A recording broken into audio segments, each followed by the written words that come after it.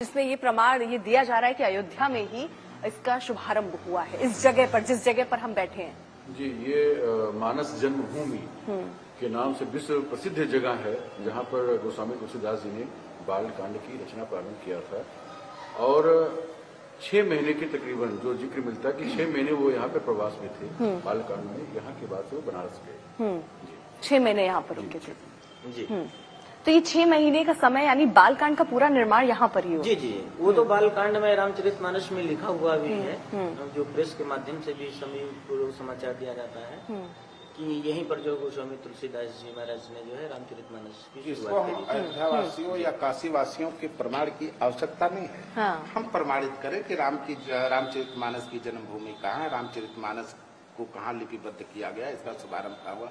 ये हम अयोध्यावासी बोले या काशीवासी बोले या देशवासी बोले, इनके बोलने का विषय नहीं। गोस्वामी तुलसीदास जी महाराज ने इसको स्वयं निर्विवाद कर दिया है। स्पष्ट इसमें रामचरितमानस में उन्होंने स्वयं इसमें लिख दिया है कि नवमी भौम और मधुमासा अवधपुरी। अवधपुरी का मतलब अयोध्या, अवधपुरी का मतलब अयोध्यापुरी, अयोध्या नगरी, अवधपुरी यह चरित प्रकाशा। और उन्होंने स्वयं लिखा सादर सिवह नाई पर अब माथा वर्णो विशद राम गुण गाथा। वो वर्णन करने जा रहे हैं कैसे कब का संबत 1631 और करो कथा हरिपद धर सीसा। उन्होंने भगवान के चरण को अपने मस्तक पर धारण किया और नवमी तिथि जब भगवान राम का जन्म जिस दिन होता है, क्यों कि जिस दिन राम जन्म श्रुति गावई, श्रुतियां स्मृतियां वेद पुराण जिस दिन राम जन्म की व्याख्या करते हैं कि इसी दिन राम का जन्म हुआ है, उसी दिन मानो सारे तीर्थ अयोध्या की धरती पर तीर्थ सकल कहाँ चले आवे। सारे तीर्थ अयोध्या आते हैं। उन तीर्थों के सन्निधि में गोस्वामी तुलसीदास जी महाराज ने संवत 1631 में जिस पावन धरती पर आप बैठे हैं, ये रामचरितमानस जन्मभूमि है। हम अयोध्यावासी इसको लोक भाषा में तुलसी चौरा बोलते हैं। तुलसी चौरा, तुलसी चौरा मतलब एक चौरा का मतलब चबूतरा, एक खटकोड़।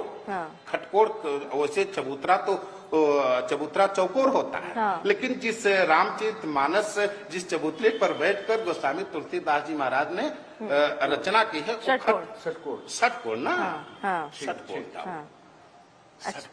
तो 2 साल 7 महीने 26 दिन का वक्त लगा रामचरितमानस को लेकर लिखने में तुलसीदास जी को। लेकिन इसको लेकर कई विवाद भी अब शुरू हो रहे हैं, खासतौर पर एक चौपाई जिसको लेकर काफी विवाद चल रहा है देश में, और ये कहा जा रहा है कि इन चौपाइयों को इस रामचरितमानस से हटाया जाना चाहिए। हाँ, सुंदरकांड में 58वें दोहे के बाद ये 6ठी चौपाई है। ढोल गवार शूद्र पशु नारी सकल ताड़ना के अधिकारी। अब यहाँ थोड़ा सा ध्यान देने की बात ये है कि जैसे अब जो लोग नहीं पढ़े हैं उनके विषय में हम क्या कहें, एक विवाद का तो चर्चा ही नहीं है। प्रत्यक्षम किम प्रमाणम कहते हैं, प्रत्यक्ष को प्रमाण की आवश्यकता नहीं है।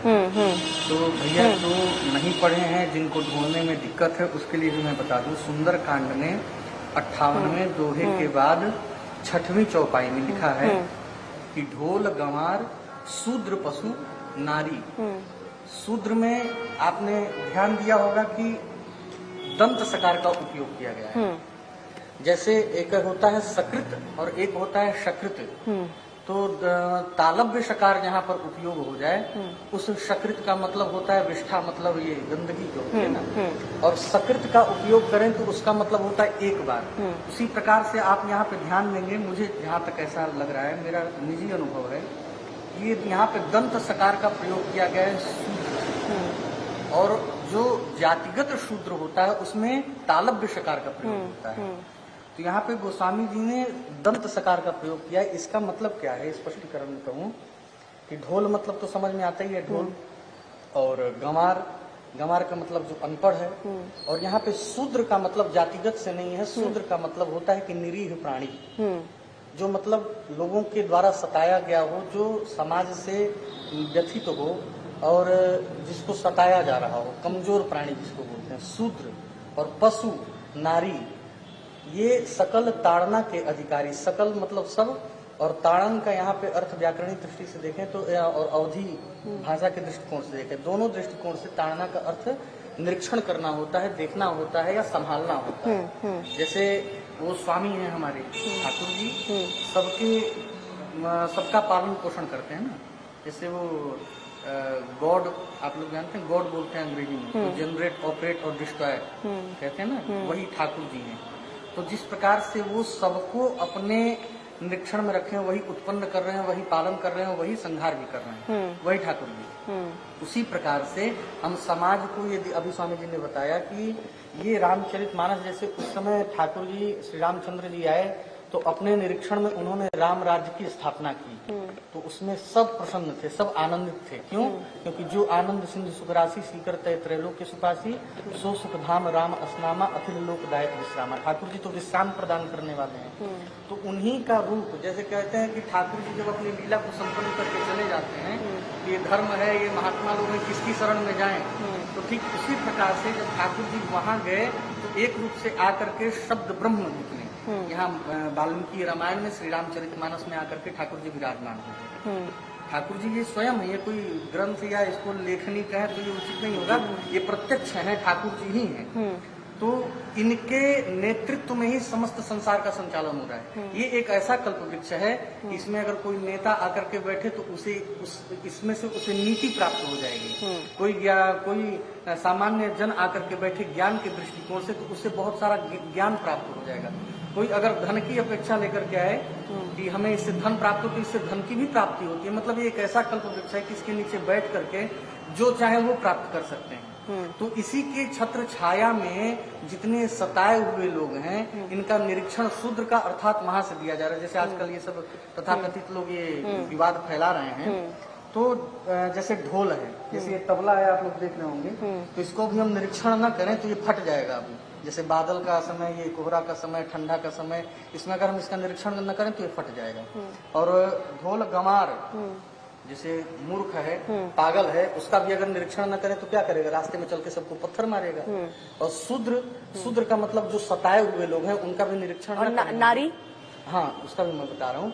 जैसे जो सताए हुए लोग हैं, उनका भी निरीक्षण न करें तो वो कहाँ जाएंगे? ठीक है। और फिर पशु, जैसे पागल कोई कुत्ता ही है, उसका हम अगर बंद करके निरीक्षण करके न रखें तो किसी को भी काट लेगा। ठीक। और नारी जो है, नारी को बेहद हम लोग में, हमारे सनातन धर्म में नारी को मणि के समान बताया गया है। जिस प्रकार से अगर हमारे पास मणि हो तो उसे हम तिजोरी में बंद करके लोगों से छुपा करके रखते हैं, तो यहाँ उसी प्रकार से नारी को भी बताया गया कि जो नारियां होती हैं उनको ध्यान देने की परम आवश्यकता होती है। आजकल आप लोग भी एजेंडा ये जो चलाते हैं, जितने भी हैं, कि नारियां खुल करके बाहर क्यों नहीं निकल सकती, नारियां स्वतंत्र कहीं क्यों नहीं जा सकती। क्यों? क्योंकि भैया ये शुरू से